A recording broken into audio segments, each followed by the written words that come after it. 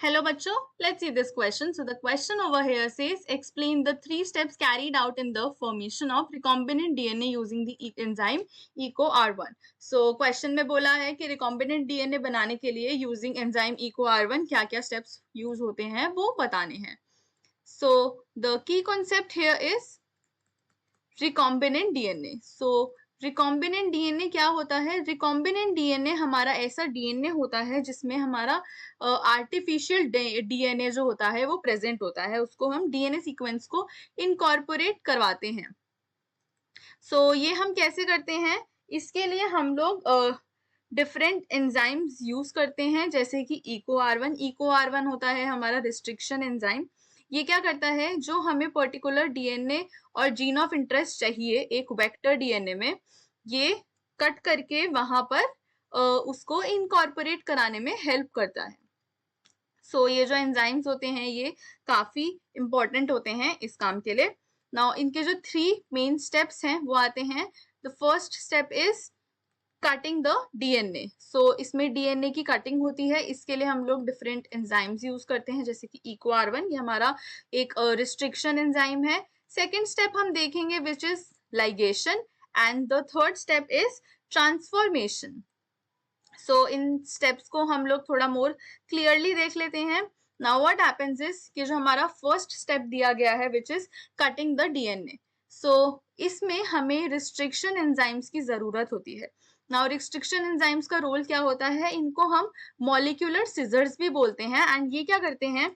ये कहीं से भी कट करने में हेल्प करते हैं. सो लेट्स से जो EcoR1 है ये हमारा रिस्ट्रिक्शन एंजाइम होता है एंड ये जिस पैलिंड्रोम या फिर जिस सीक्वेंस को मोस्टली कट करते हैं वो होती है हमारी 5 प्राइम एंड इसकी स्टार्टिंग होती है फ्रॉम GAATTC एंड इसमें एंड में आता है हमारा 3 प्राइम एंड. जब ये यहाँ से कट कर देता है तो ये क्या करता है? ये स्टिकी एंड्स क्रिएट करता है. सो स्टिकी एंड्स क्रिएट हो जाते हैं और इनको हम ओवरहैंगिंग भी बोलते हैं. ये ओवरहैंग करते हैं सो दैट जो बाद में हमारा जब हमें जहां पे भी लाइगेट करना है वहां ये इजीली लाइगेट हो जाए.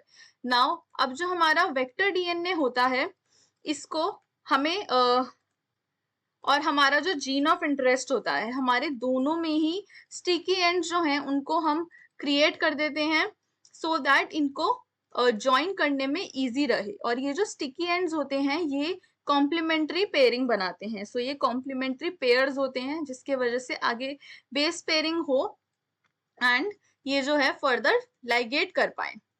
अगर हम सेकेंड स्टेप की बात करते हैं which is ligation. So ligation में देखा जाता है कि जो स्टिकी एंड्स होते हैं वहां से इनको बेस पेयरिंग होती है एंड ये जो है ये ज्वाइन कर दिए जाते हैं. सो स्टिकी एंड्स का यहाँ पे बहुत बड़ा रोल होता है एंड जो इनकी बेस पेयरिंग है वो देखी जाती है एंड इनकी बेस पेयरिंग के थ्रू ये जो है लाइगेट कर जाते हैं. यहाँ पे कॉमनली एक एंजाइम देखा जाता है विच इज लाइगेस. ये क्या करता है? ये लाइगेशन में हेल्प करता है. नाउ ये रिकॉम्बिनेंट डीएनए मॉलिक्यूल जो है वो फर्दर बनाता है. नेक्स्ट लास्ट स्टेप देखते हैं which is transformation. So transformation जो स्टेप है अब उसमें क्या होता है? जो हमारा डीएनए है वो हमारा होस्ट सेल में हम लोग इनकॉर्पोरेट कर देते हैं. सो लेट्स से जो हमारा डीएनए रिकॉम्बिनेंट डीएनए बन के आया है इसको हमने होस्ट सेल में इनकॉर्पोरेट कर दिया.